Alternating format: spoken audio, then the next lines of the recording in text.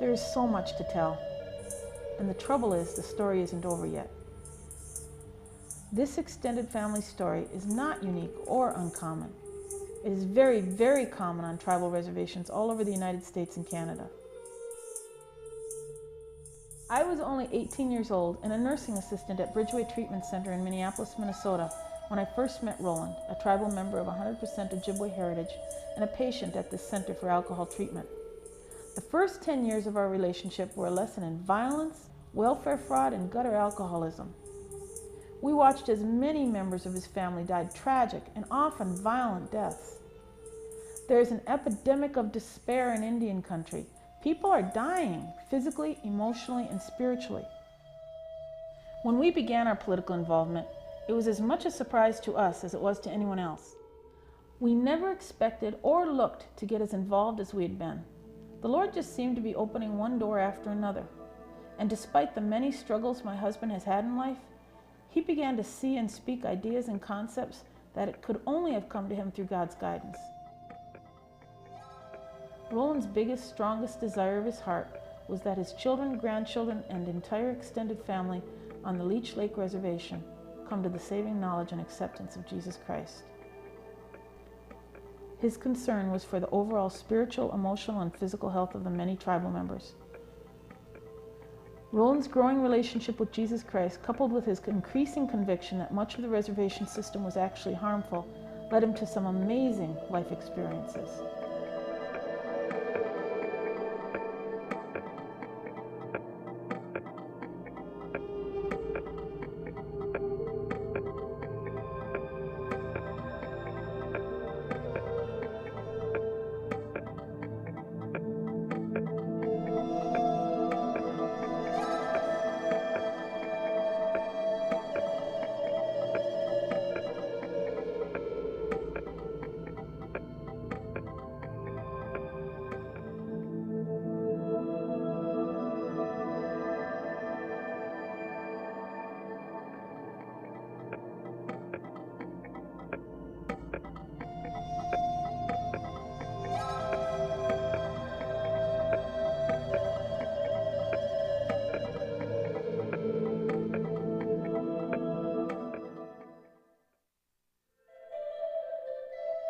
Roland John Morris Sr. was 100% Chippewa from the Leech Lake Reservation in Minnesota.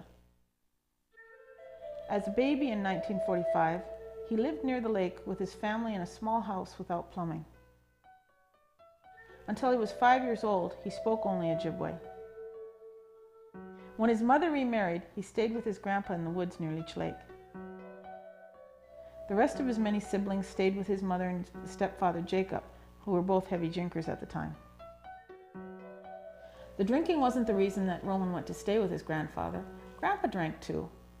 But Grandpa needed Roland to help him around and be a companion. The relationship was reciprocal. Roland cherished the help and companionship his grandpa gave him. Spending much of their time alone together, they grew very close.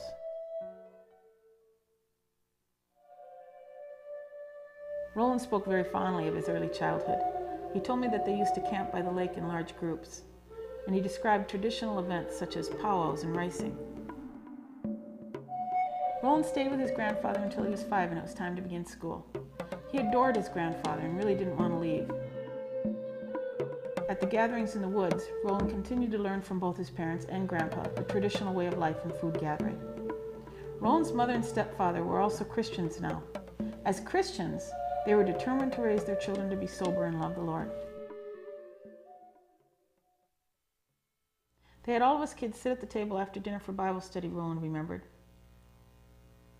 Nevertheless, after his grandpa's death 6 years later, Roland did begin drinking.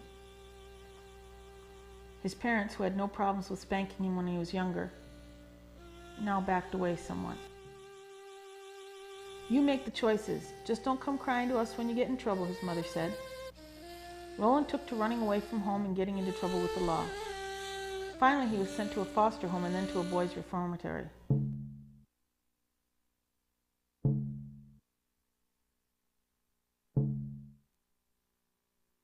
After leaving the reformatory, he attended Haskell Institute, an Indian college in Kansas.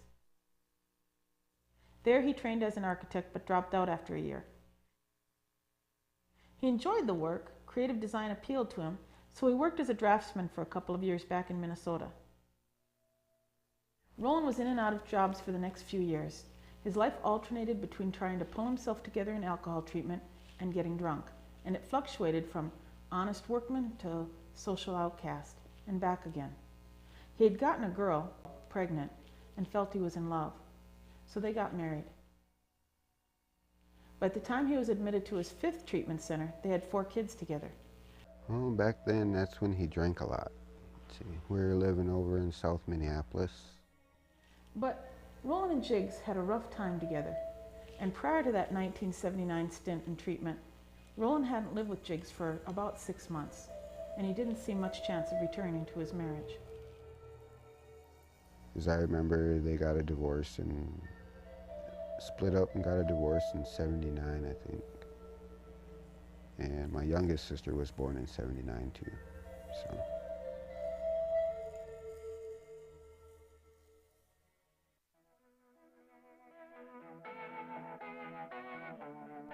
His 5th treatment was a result of being hit by a car when walking from one bar to another one night. While in treatment at Bridgeway in 1979, Roland spent time with a friend, leaning against the wall in the hallway, talking quietly to each other as they watched people go by.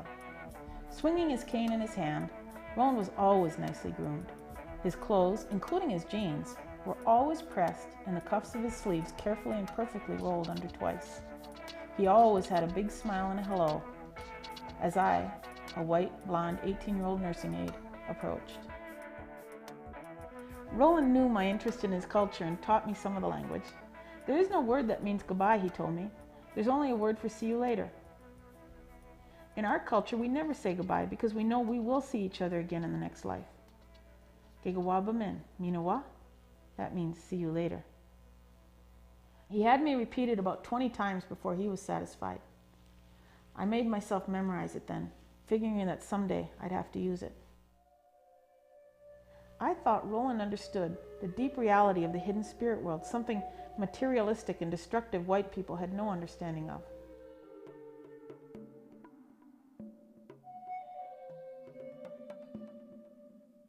It wasn't long before I was staying with Roland in Cass Lake, where his stepfather, Jacob, was in his 80s now. With white hair and weathered hands, he kept constantly busy. While many of the homes around him were barren and dirt-packed, growing more old cars and dogs than trees and grass, his lawn was clean and well kept. The house itself was a simple box design used by the Bureau of Indian Affairs on many reservations across the country at that time. The front door, towards the center, brought you into the living room. The linoleum-covered floor extended into the dining area, and the kitchen was behind a wall to the side. The wall brought you down a hallway to the bedrooms. The number of bedrooms differed from house to house. The furniture was simple, and the thin walls were adorned with pictures of grandchildren and Native American mementos. Jacob had been a Christian for almost 30 years now, but understood the difference between spirituality and culture. He still practiced many of the old traditions he was raised with. He chewed on a bitter, gnarly piece of wood called snake root to cure cold symptoms. He kept swamp tea, a dark liquid with green leaves floating in it, in the teapot on the back of the stove. Christine kept him supplied with fry bread, and many mornings Roland and he had a bowl of oatmeal with grease poured on it for flavoring. But one of the biggest traditions that he and Roland kept together was ricing.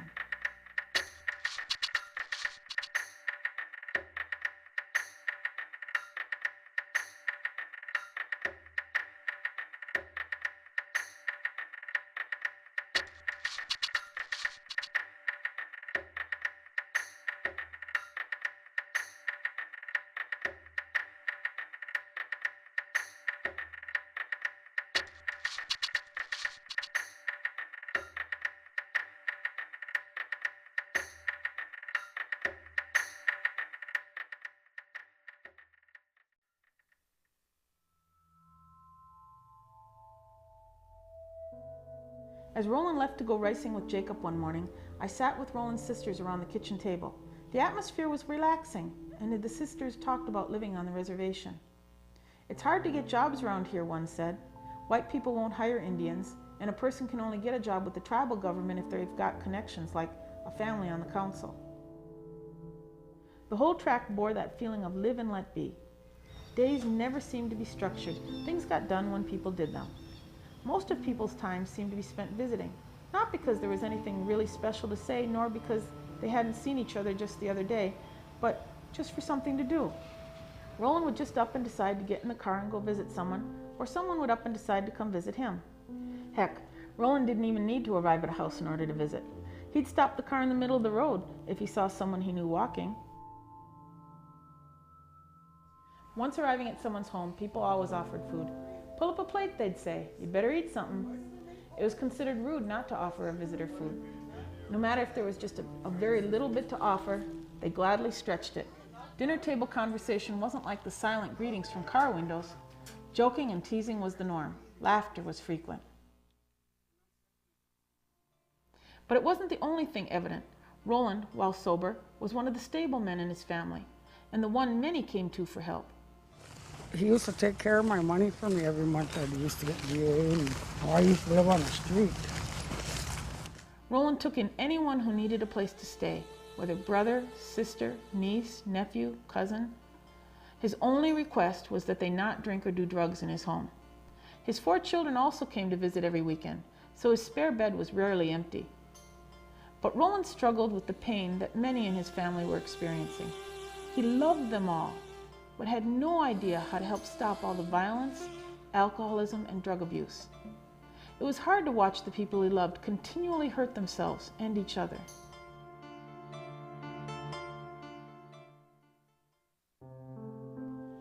After about 2 years, Roland began using marijuana again and then went back to drinking. I remember one time he was drunk and he got hit by a bus. Walked off the sidewalk and the bus came along and kind of like sideswiped him. And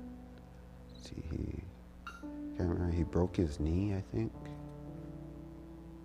I remember going to see him in the hospital, and I was with Lisa.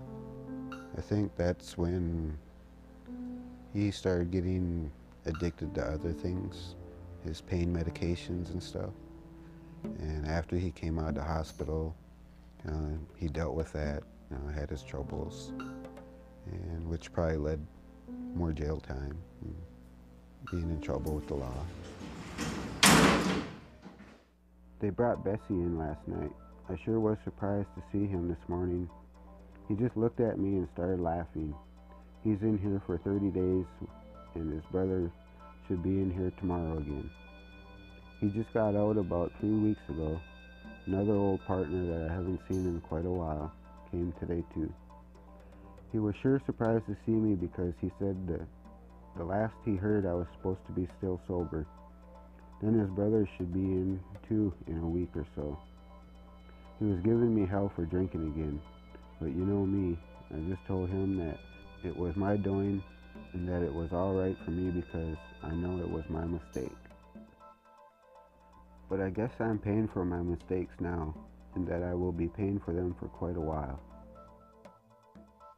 I'm going to try to switch jobs tomorrow to where Joe is. Then there will be us 4 that are always together raising hell with each other. We just seem to be together all the time we are let out of our cell. We watch each other's bags while we take turns taking showers, because otherwise someone might pick the bags. Sure are a lot of punk kids in this place. As for me, sure, I'll find a job because it's the only way we are going to make it.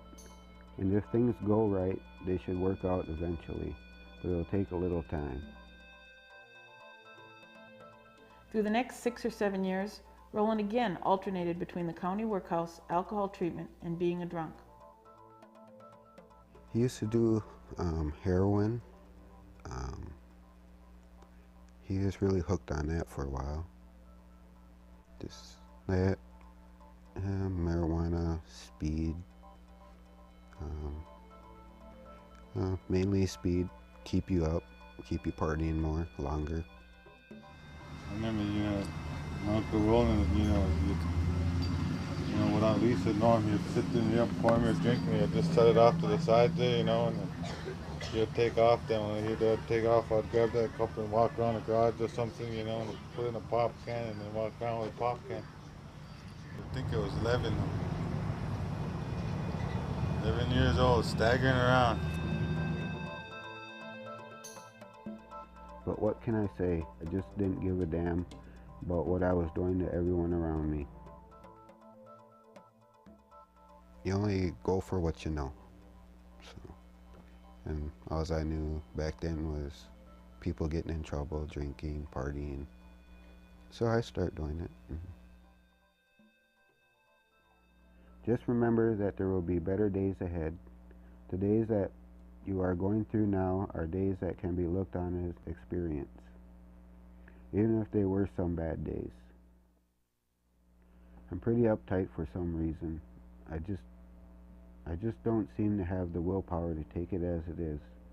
It seems that I can't cope with a lot of things in here right now. I guess you're right about looking at myself, really looking at myself and how I've been acting. So now I'm all twisted up inside and don't know which way to turn.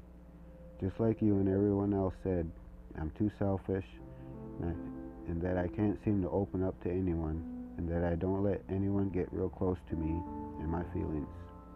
I've lost a lot of people that tried to help me because I just didn't want to bring my real feelings out in the open. I know it will be hard for you to have a little trust and faith in me again, but I'm going to try my best. I hope I don't sound too much like an echo. As for moving away from everyone, it sure would be a good turn for us, because then we could start with a fresh plan to make everything work the way we want to. Despite this, we got married in 1986. Well, he sobered up a couple times, for like months at a time. Then he'd fall off. A couple months, he'd sober up again. A few months, 6, 8 months, fall off. Still, by the time he went to visit his cousin, Scotty Butterfly, and his wife, Sharon, in Dixon, Montana in 1988, Roland was facing his second divorce. Well, he was pretty close to Scotty, was his cousin. They were always pretty close, they always talked, I guess. A couple weeks later, Scotty and Sharon told me that Roland had become a Christian and that I and our 2 children, Thomas and Trace, should move out to Montana and begin a new life. I asked, what happens if I quit my job, drop this house, go all the way out there, and then Roland starts drinking again? He really is a Christian now, Sharon answered. I know. I saw him crying on his knees on my living room floor. I was there.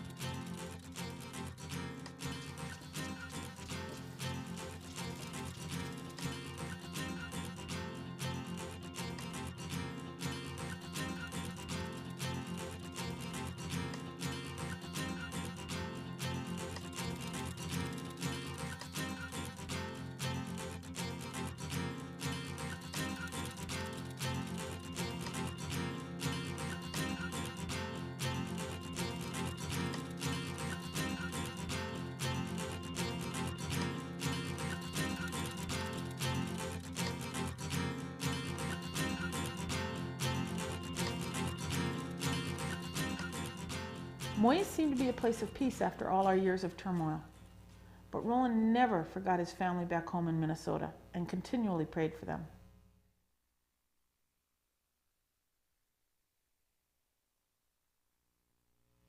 After a few years in Moise, the whole concept of welfare began to bother Roland. He asked me to quit accepting government handouts, including food stamps, commodities, and WIC. Through his studies at our church, he began to see that when an Indian father, or any father, allows the government to provide for his family what that father himself should be providing, a man loses his self-respect and becomes dependent on others. Remembering how he felt when his other children were growing up in Minnesota, and how at that time he thought it wouldn't matter if he drank every day because his wife could get welfare and his kids wouldn't starve, Roland realized that men need to know that they are needed. Men need to feel responsible for their families. Government programs were a strong part of what was holding people down, both on and off reservations. Now, in his new life, he wanted to break away from government help and take care of his family on his own.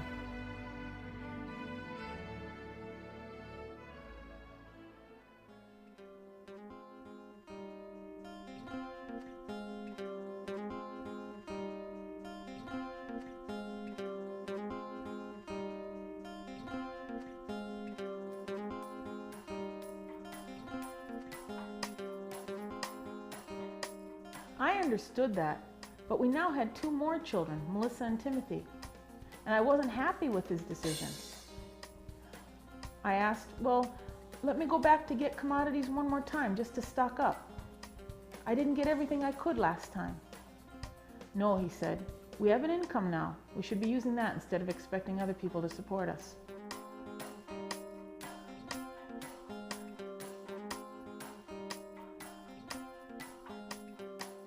Roland was right. We found our own way to feed our children and at the same time give them an opportunity to learn responsibility by having chores. We bought chickens and goats. The girls were primarily responsible for feeding the chickens and gathering the eggs, and the goats were Thomas's job.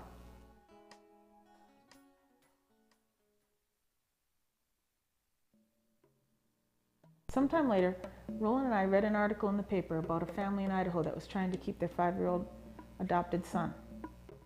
The child was half white. His adopted family, the only family that he'd ever known, was also white.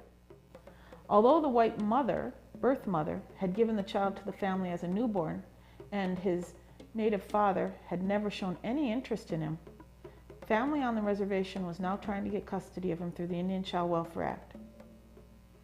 The Idaho father was quoted as saying, "The intent of the act was to protect Indian children within a reservation. It wasn't meant to try and force a child onto a reservation who never would have been there otherwise." Congress passed ICWA, the Indian Child Welfare Act, with good intent, I think, which was to preserve tribal cultures. But the way that is accomplished through ICWA, in some cases, just creates horrible situations, especially for children, but then also for parents or foster parents who have a child that they've raised lovingly for years taken from them simply because a tribe has all of a sudden woke up and said, well, we've got a member out there in Montana and we want this child back. We agreed. Tribal governments do not own tribal people. Tribal members have a right to choose their own lifestyle for themselves and their families. The United States government did not have the right to take away an individual's freedom to raise children in the religion and environment of their choice. The Indian Child Welfare Act. If they don't demand that Polish children be placed with Polish people, German children be placed with German people, they should not make Indian children be placed back with Indian people. It should be where's that child's heart? Appalled by the racist politics, I wrote a letter to the editor, and it did get attention. An Idaho paper even printed it in a special column. At the same time, retrocession was a big topic in our Montana Valley. At issue was a state agreement with the local tribe to cross-deputize, allowing tribal police some jurisdiction over non-Indian residents. You have non-tribal members that actually owned fee patent land within the exterior boundaries of the reservation because the federal government opened it for settlement after they allotted it to the individual Indian members and then sold and bought it back from the tribes and then sold and then put the rest up for homesteading. And so now you have a situation where you have within the exterior boundaries of a reservation, you have non-members that actually own property just as if you, in a fee patent title, just as if they own the property outside of the exterior boundaries of the reservation. In 1978, the Supreme Court decided a case called Oliphant, and it said tribes don't have criminal jurisdiction over non-member non-Indians. And actually, back in those days, they didn't use the terminology non-members and Indians and non-Indians so much. It was just non-Indians, because a non-Indian is a non-member, right? But for years after that, tribes continued to exercise criminal jurisdiction over non-member Indians.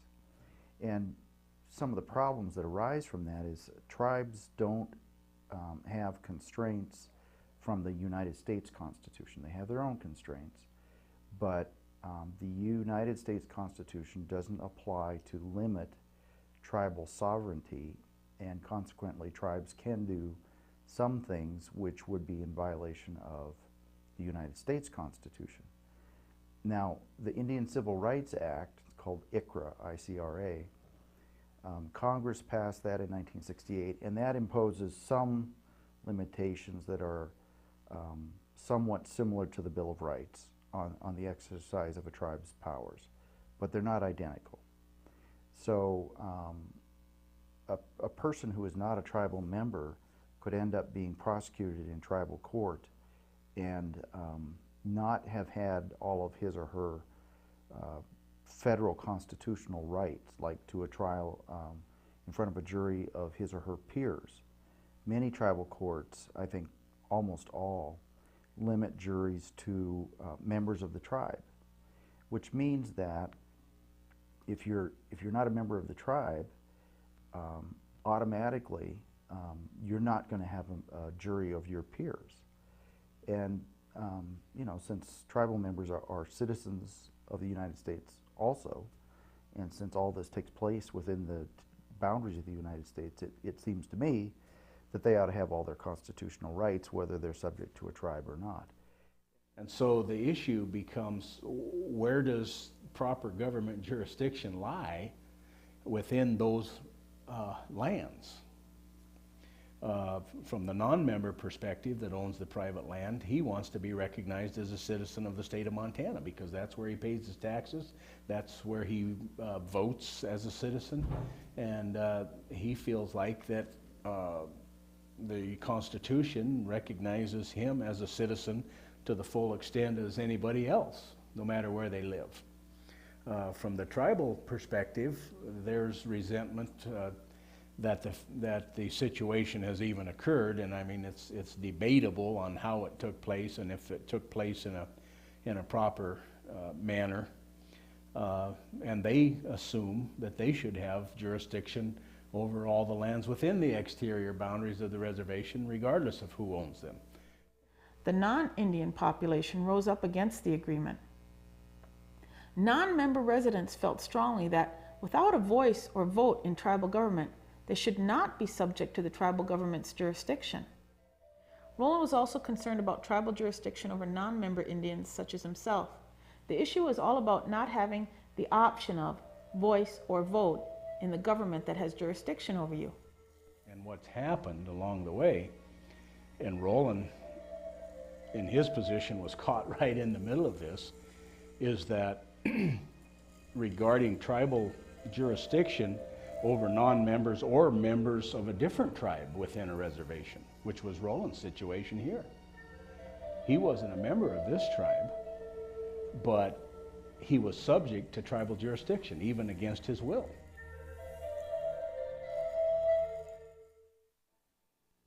Before long, we were deeply involved in tribal issues.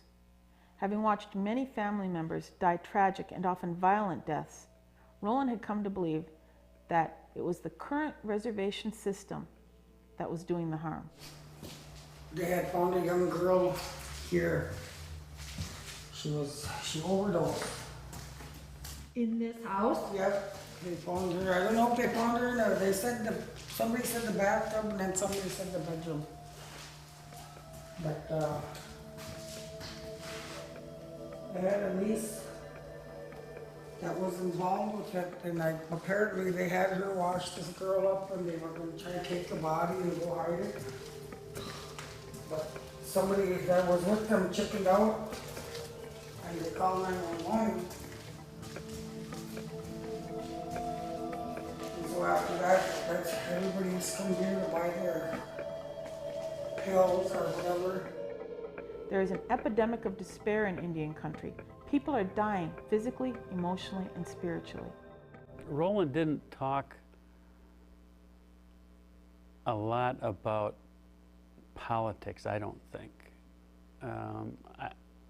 He talked about what he felt best for the Indian people. He had a lot of adversity in his life. He overcame it, and because he saw that he could overcome this in his own personal situation, I think that he was trying to encourage other tribal members to do the same. I mean, if they have the will to do it, they can. And I think Roland, I'm quite sure he voted with his feet and he left the res, and to his benefit. Tribal leaders tell the public that the reservation system must be maintained or all will be lost. They say that non-members can't possibly understand Indians, and the system has to be preserved as the only viable way for tribal members to exist in happiness. While they are saying this, greed, crime, gambling, drug and alcohol abuse, child neglect, and violence are epidemic on the reservations and growing worse every year. You can talk to just about any Indian, I believe, and they'll tell you they face more prejudice and bigotry on the reservation than you do off. I worked for 40 years off reservation. I never was treated as badly as I was when I worked for the tribe. So I was told then, well, you don't know what it is to be Indian. Don't know what it is to be Cocker Spaniel either, but I know how to treat them. We are all aware that this is happening, but somehow it's much more popular to blame poverty, white people, and history for all the problems rather than look to the true root. Roland listens, and then when he really gets a good handle on what everybody's saying and he understands it, and then when he says something, it's very worth listening to. But I remember one of the first opportunities was right here in chapel when he was sharing his testimony. And I noticed that he was not trying to sugarcoat anything in his life. He didn't spend a lot of time sharing about the past, but enough so we were well aware he knew the other side of life, and with all of its hurts, all of its raunchiness, all of its problems.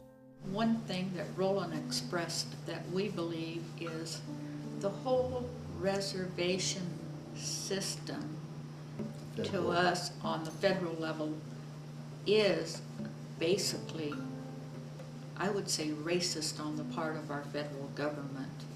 I believe Roland and we discussed it with him, is we're all Americans, we're all U.S. citizens with all the same rights and privileges, and that the reservation system has done more harm to the Native Americans in trying to separate them and maybe keep them in their place.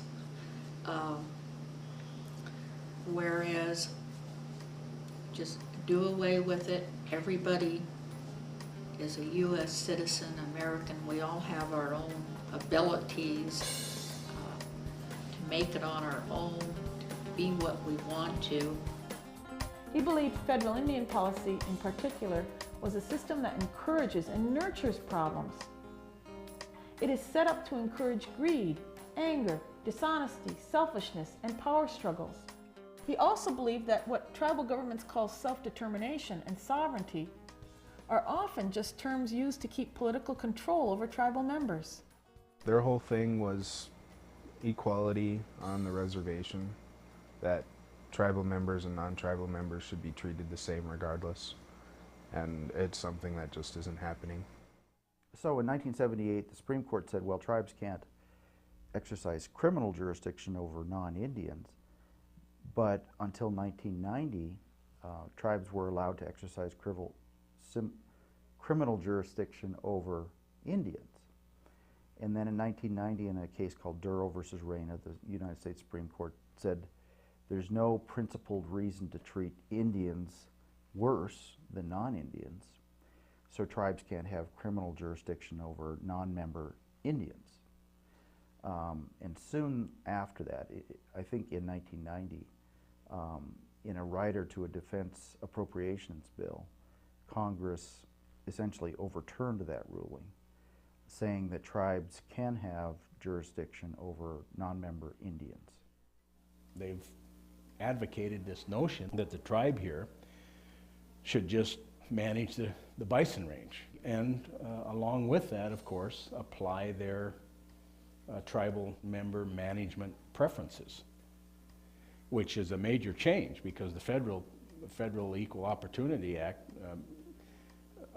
when institutions like that are managed and controlled by the federal government, it's against the law for the federal government to base any hiring practices on race or anything else. There can be no discrimination. Whereas with the tribe managing it, it specifically will be applied, and they've acknowledged this, tribal preference hiring. Concerned about the horrible things going on, Roland became a politically active advocate of individual self-reliance and accountability for tribal members and all people.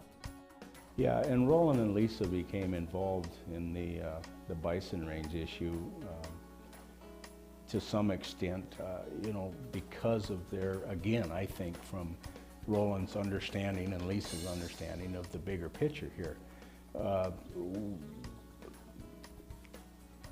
Applied in the same fashion as IWCA, the bison range issue to a lot of folks, I think here locally, is just political correctness and political expediency, and maybe, and I even use this term, politics of guilt and pity really run amok. And maybe that's too strong of language. It was back when we lived in Moise. We had a friend that worked on the bison range, and you know, they kind of saw the different changes that were going on. Eventually they found themselves in a group called ACE, and that worked a lot with the bison range and other political interest areas. He was on a path to destruction with his own life and was able to swing it around. And between he and Lisa, I mean, they became very active, of course, in the federal Indian policy, try to right so many wrongs. And that's going to be a lifelong mission, I think, for anybody. Roland became vice chair of the Citizens Equal Rights Alliance, a national organization concerned with federal Indian policy. CIRA is the Citizens Equal Rights Alliance.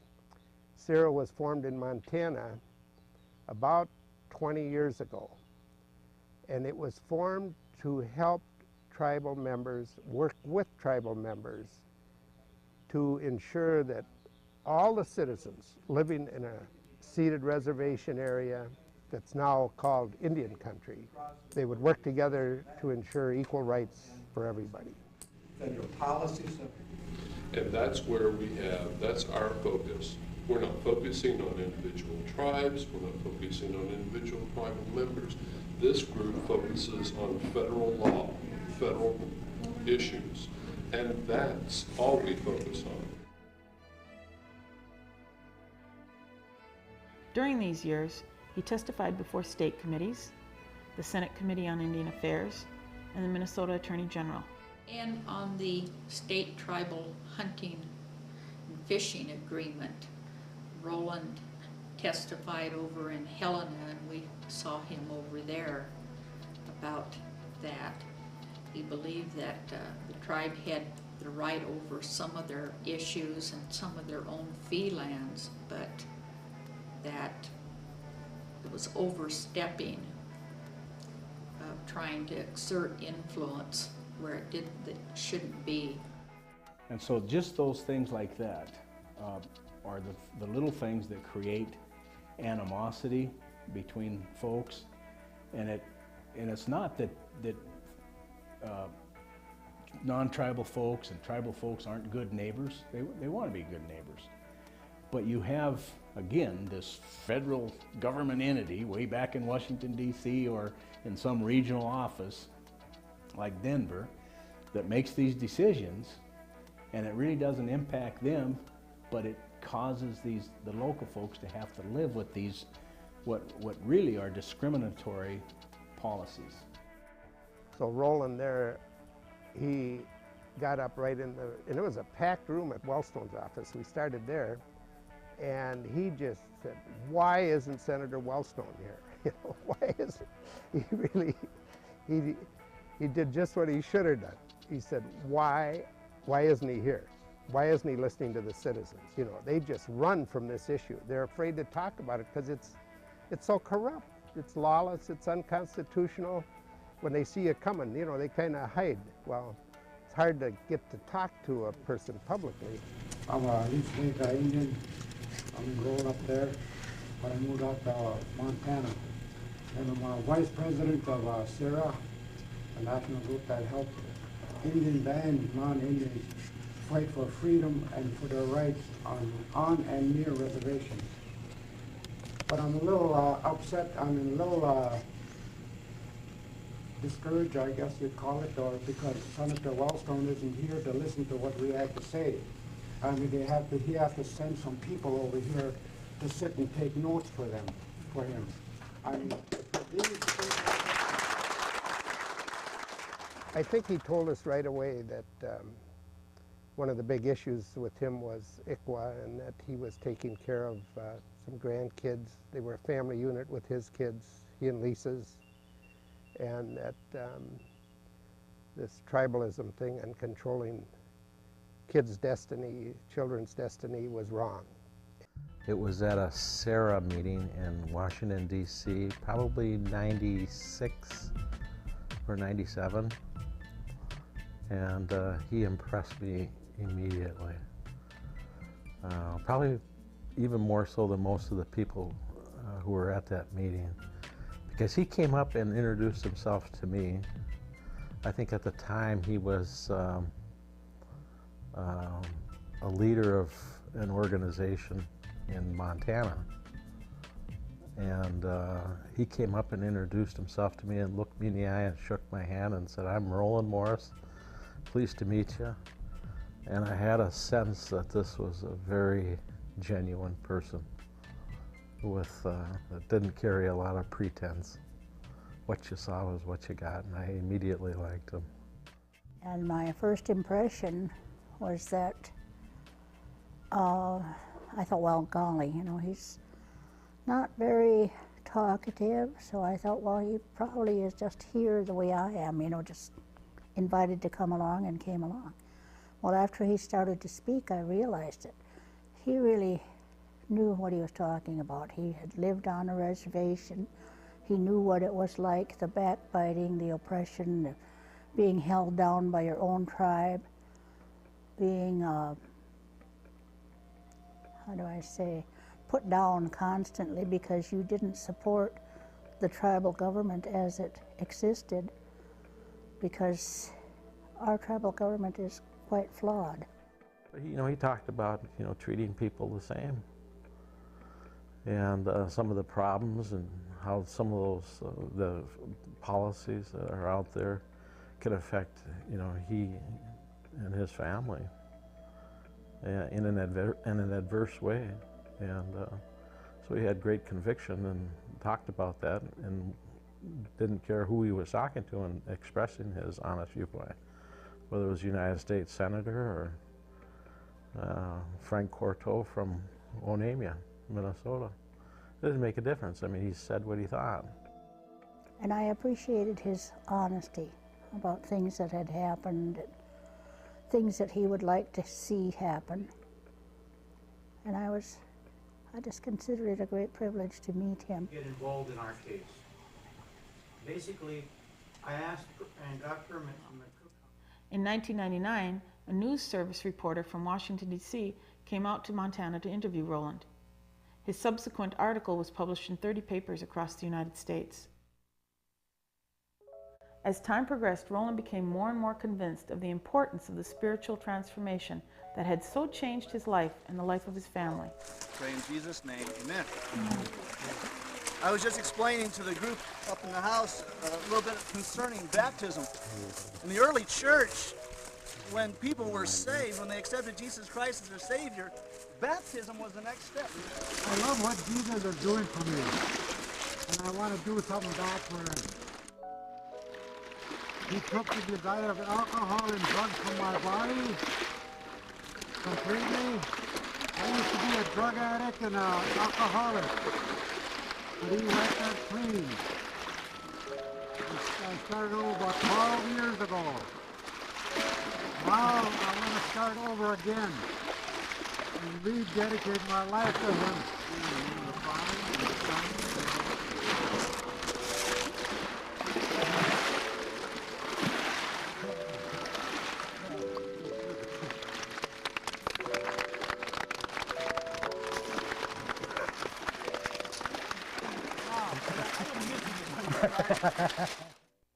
So in the year 2000, he took his family, which now included our 5 birth children and 4 of his grandchildren, to attend a year of training at the Living Faith Bible College in Alberta, Canada. First, I sensed that he was really sincere. He was not putting on any airs or trying to impress or somehow influence. So I was really appreciative that he was sincere. And then I sensed that he had a genuine Christian faith, that something had taken place in his heart that had changed his life, changed his lifestyle, changed a lot of attitudes, changed a lot of relationships. So I was really pleased about his genuine Christian faith. The time that sticks out the most would be when Roland had gone to Bible college and they were back touring with the college group. Roland and the group came here to the Alliance Church and did a program for us, and Roland actually preached that evening. And it was a totally different side of Roland that I had noticed before. Roland was quiet, a peaceful kind of guy, and but when he preached, very, very confident, very secure. He was a good preacher. Also in the year 2000, the Montana Human Rights Network published a report on what they called the anti-Indian movement, discussing Roland and I on 8 of their 45 pages and calling Roland an anti-Indian Native American. Lisa and Roland have been attacked very viciously in Montana by a group called the Montana Human Rights Network. And the Montana Human Rights Network, evidently its purpose in life is to do research on groups like ours and to put out a report to all the media. But the implication, and it's actually the explicit implication, is that these are all racist anti-Indian groups. Roland saw that these cries of racism were nothing more than useful labels for political agendas and means. And if you have no argument that you can present against someone of Roland's ability and integrity, and the fact that he would dare to point out what might actually be wrong with the tribal government or the reservation system and the state, it's so easy to label someone a racist. I mean, that's the ultimate way to try to shut someone up. It was to silence him. It was to discredit him. I mean, what a threat he was. An Indian person talking about, you know, these the problems that are there with this federal Indian policy that allows the discrimination, and he's talking about it. I mean, if suddenly lots of folks, Indian people, jump on that bandwagon and say he's right, you know, it has to change.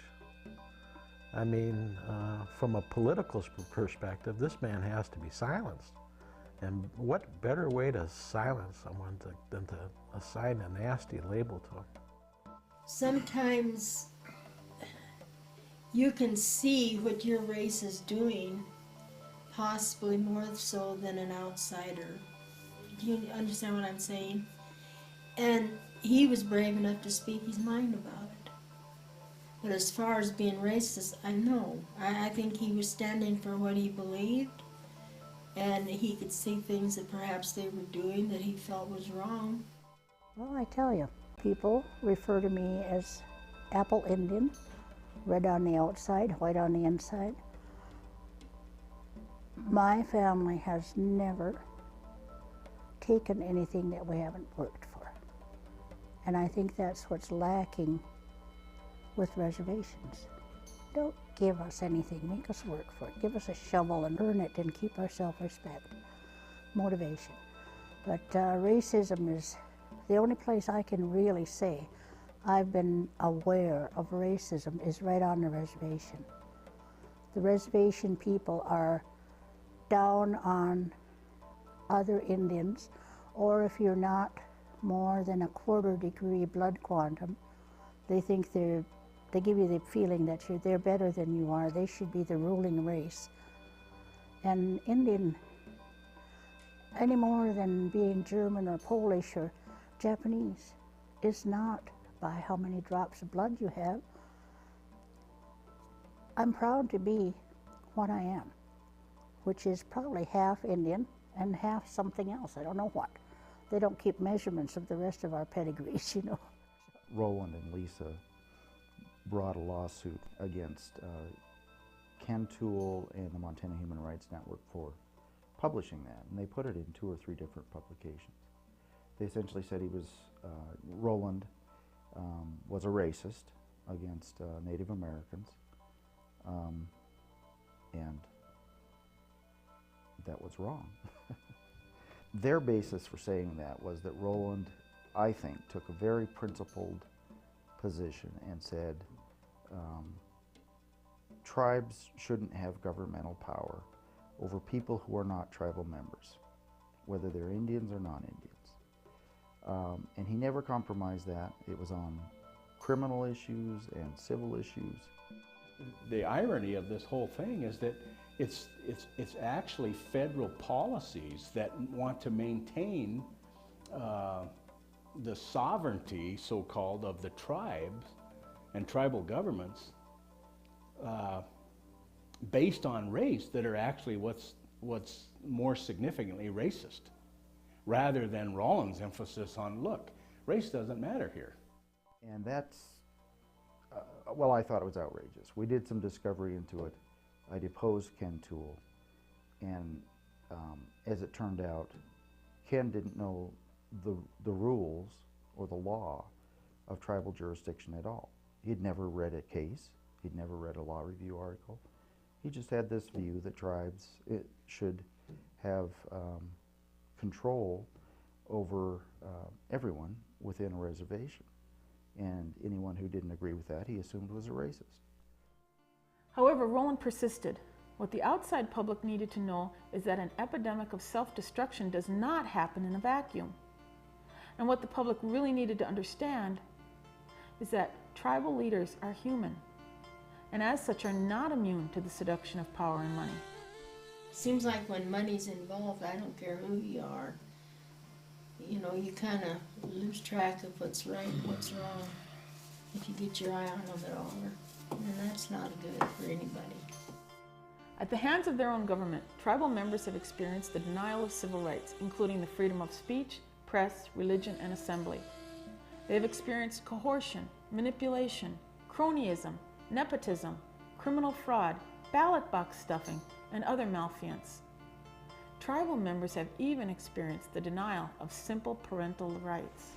That are fighting a no-win situation unless the government steps in and helps these people to fight for a lot of these laws that are being broken, a lot of these laws that are being stepped on.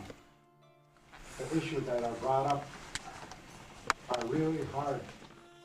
Meanwhile, Non-members living within or near reservation boundaries have faced taxation without representation, infringement of parental rights through the Indian Child Welfare Act, property rights infringement, denial of jury by peers, and more. One thing that it's represented in is the Indian Child Welfare Act. And that specifically is really just the opposite of integrating tribal families into society at large. It's specific to maintaining the segregation, if you will, of tribal families by emphasizing that tribal children need to be placed with Indian families in adoptions or foster home situations, etc. Indian Child Welfare Act should never, never have been passed without some better controls. The conditions on reservations will not change until constitutional violations that continue to foster a different standard of justice for the tribal and non-tribal people are eliminated.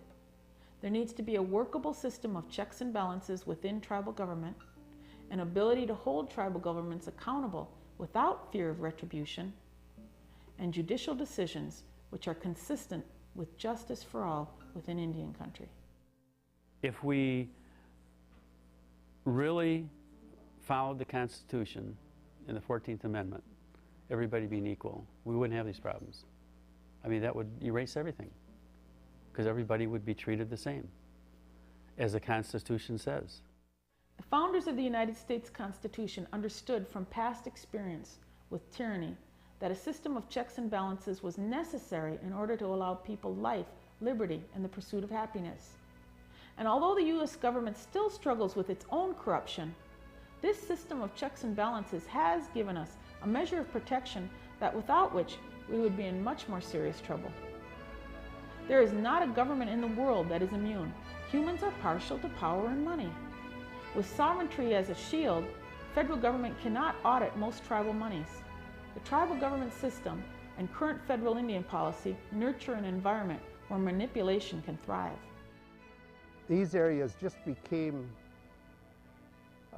under the control of this new federal Indian policy since the beginning of the American Indian movement in the 1960s. And AIM was formed in Minneapolis to save the Indian culture.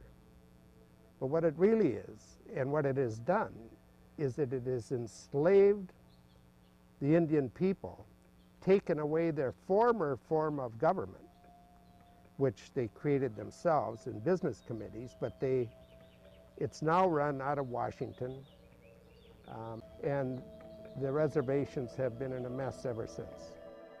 However, our U.S. government has decided not to insist on checks and balances for the U.S. citizens considered tribal members.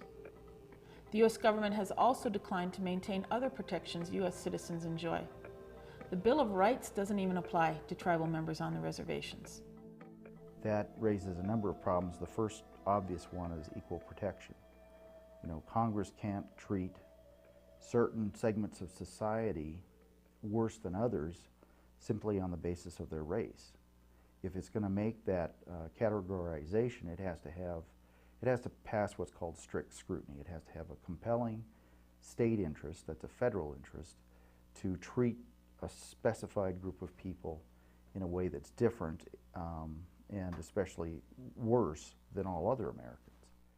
I think what made Roland an activist with respect to these issues is he wanted himself and his family, he's got a large family, he wanted to make sure his kids grew up in a world, and his grandkids, they grew up in a world where, you know, they're treated, you know, like anyone else.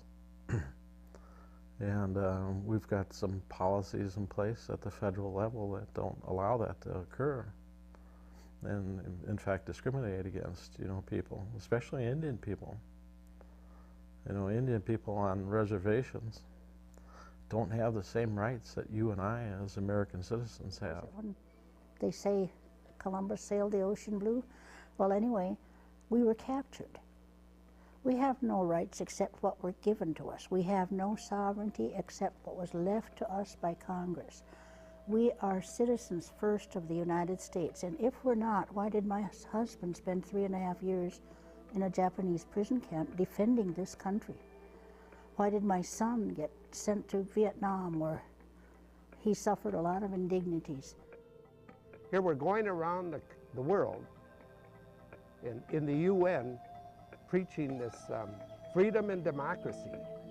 And here in our own country, 550 tribalistic little sovereign immune countries are emerging. We're citizens of the United States. We should come under those laws as everybody else does until they create, and I've heard this and I've read it places, till they create a Bureau of White Affairs. Then we should not have a Bureau of Indian Affairs. It deserves study and it deserves debate.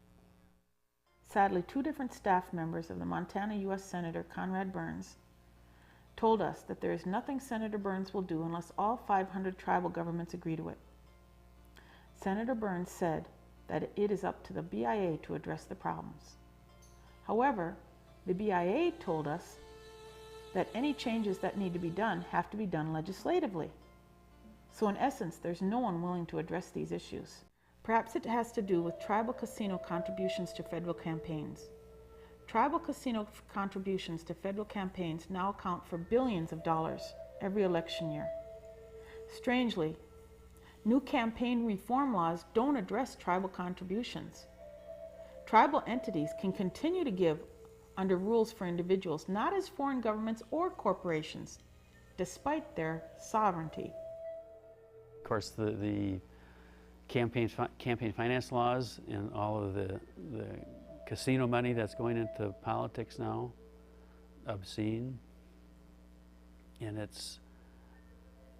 they're buying what they want. You look at some of the casinos out east, or the Pequots, Mashantucket Pequots, where they have the biggest casino in the world. And it sounds like it was done fraudulently, and the guy that reinvented the tribe and brought in a lot of relatives, and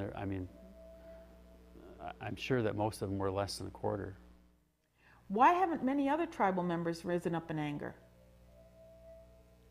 Persistent public misconceptions and pressure often leave some tribal members unsure of their part in day-to-day America. From childhood on, tribal members are told they are victims and always will be.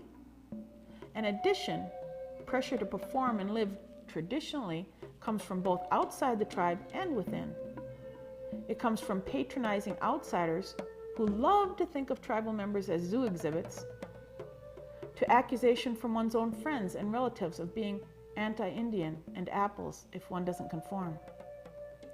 And many tribal governments are known to intimidate those that want to reveal the abuses or live their own way. I think Roland and I both shared a feeling, that we shouldn't be apart simply because you happen to be Indian and I'm non-Indian. We should strive to live in unity with each other. Roland, I think, would like to see us all one. And the way that the tribes obviously do not want that. And it's kind of hard to understand just why. It's a culture that's slowly destroying itself. There is if you look around on any reservation, the first thing you see is people running around wearing things that say Native Pride. I don't see any pride in taking any handouts. Any time that we have guardians, we give ourselves as wards of that person, and we're obligated to jump when they say jump. I think Roland believed that the reservation system was beyond its usefulness, and my personal feeling is that, and I think Roland may have agreed with this, that we can still preserve our culture, but let's get in line and be part of the United States, be one nation, one law. They don't have to be isolated. They could leave. But this is home to them. We have people now who've lived under this oppression of a reservation so long that they think if they see it in writing, it must be so. You know, I'm speaking now of this gaming thing. Well, next year we're going to get $8,000 a year. I mean, they'd have to buy me by the pound, I'm afraid, and I'm not selling out for $8,000. I'm a person who is, I like tribal sovereignty. I like having the different languages and cultures in our midst, and obviously there's been some difficulties with reservation life, and there's some, you know, all manner of conflict involved. It has built-in conflicts, but I also know some of my other good friends are also very strongly involved in reservation life. They're very happy there, and totally on the other end of the spectrum in terms of their views of tribal sovereignty. And I tend to stand more where they're at than more where Roland and Lisa kind of went with that. And I kind of hope there's some middle ground. There's some win-win possibilities down the road for Native people to maintain their cultures and maintain a separate, a degree of separateness, but at the same time be American citizens. And it's got problems, but to me it's a wonderful thing. He really separated the spirituality from the actual aspect of living. He still taught us how to hunt, fish. He taught a lot of the kids how to, you know, prepare wild rice. The whole thing about becoming one wasn't to destroy any of the, I don't know, I guess, culture. Many tribal members continue in this life, complaining in private but not willing to rise up and protest. They keep silent in part because of the jobs, housing, food, and medical benefits awarded by the two governments, which tribal governments can and have removed from members as a threat or punishment. But in addition, Native Americans tend to stay quiet and to themselves about things going on within the reservations. Social mores within tribal communities dictate that none of these problems be discussed with outsiders, especially not with white people. Hopefully we'll see an end to it in our lifetime. We'll arrive at a definition of tribal sovereignty that really allows people an opportunity to live in harmony with each other. Because until we get there, you know, we're going to have this me against you thing. You know, not just between individuals, but between governments, you know, tribal, non-tribal. I mean, where does your authority end and where does mine begin? And I guess Roland and I felt, you know, that we should begin with treating you and I as equals, regardless of your race. And I thought he was a very brave person for standing up and saying the things he did, you know, sticking up for what he believed in. There are so many people, so many Indian people, who believe the way we did, but they believe it way back there. You know, they don't want to come up front. They're afraid they're intimidated by a possible loss of enrollment, a loss of their quasi-sovereignty, loss of benefits of some kind, jobs, whatever, housing. They're intimidated by this. They may be dying, but they are dying compliantly.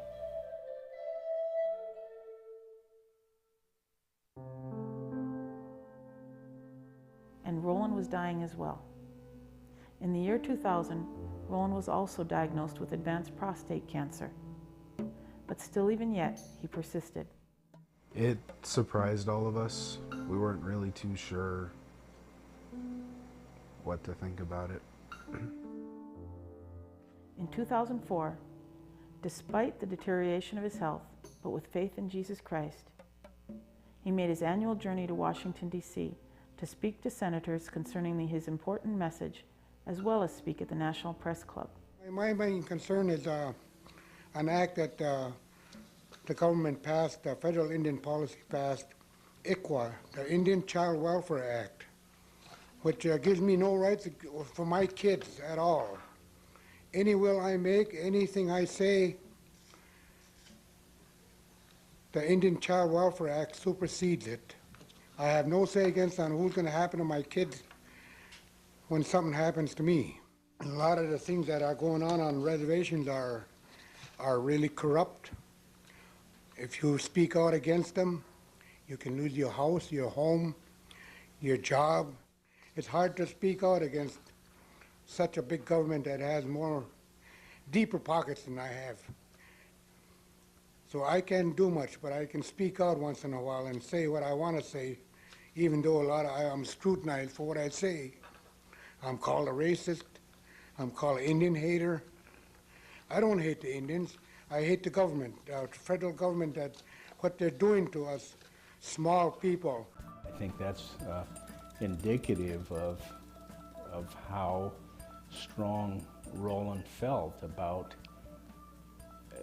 injustices, especially within tribal reservations, Indian reservations, that he spent lots of time and energy and resources trying to impact federal Indian policy by testifying in Washington. He stood for what he believed, and he was out to do the best he could, you know, to get people to get along and, you know. And not only sacrificing much of his time and effort and resources, but also at the same time enduring a lot of negative from individuals, tribal and non-tribal, that adamantly disagreed. And Roland and I, we went to the Washington Post, and they wouldn't meet with us. And then we went to the Washington Times, and we got a nice young gal writer there, and she did a story. Came to the press conference, and then that got published on a news network, so it got picked up someplace else.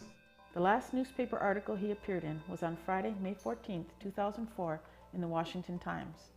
Reporter Jennifer Lerner wrote, "The ICWA, Indian Child Welfare Act, protects the interests of others over his grandchildren." And Mr. Morris said that once children are relocated to the reservations, they are subject to the corrupt law of the tribal government. Instead of preserving culture, he said, the tribal leadership uses the ICWA to acquire funds provided through the legislation. Mrs. Lerner quoted Mr. Morris as saying that the law is supposed to help children, but instead it helps tribal governments. But I believe that Sarah benefited by having him there, because more people would say, well, if Roland took this stance, I believe that we can live with it too. You can come out, you know, and say, this is what I believe and this is the way I feel. I believe Roland's commitment to Christ as Savior and to the lifestyle of Christianity was so sincere that it could not help but impact people. He had a huge influence here at our church. He was very well respected, and people loved him. Roland went to be with our Lord Jesus Christ on June 9, 2004. But to the end, he never wavered from his conviction that much of the reservation system was harmful to those he knew and loved. He has shown that you can turn your life around and you can stand up and believe in something. Just because of situations over the years doesn't mean that's how you have to stay the rest of your life. He opened doorways to a lot of people.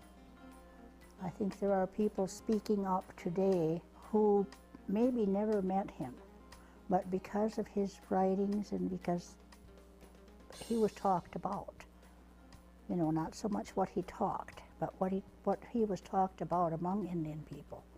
For someone to come from the background that Roland came from, and then just to desire so deeply that his children and his grandchildren come to know Christ and to live for him, that was the largest influence that Roland could ever make.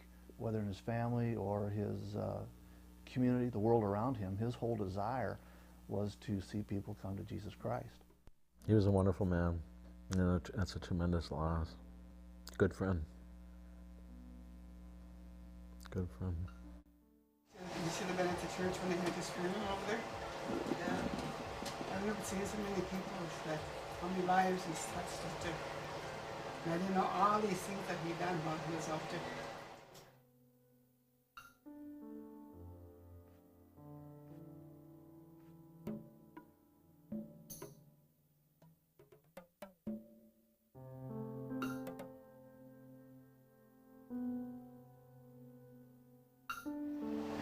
Thank everybody for the many lives he touched.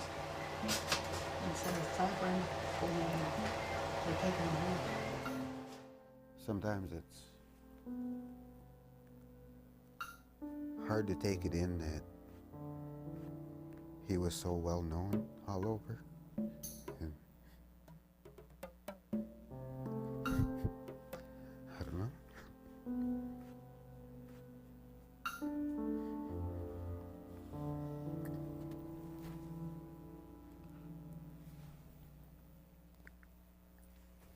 Some big shoes to fill.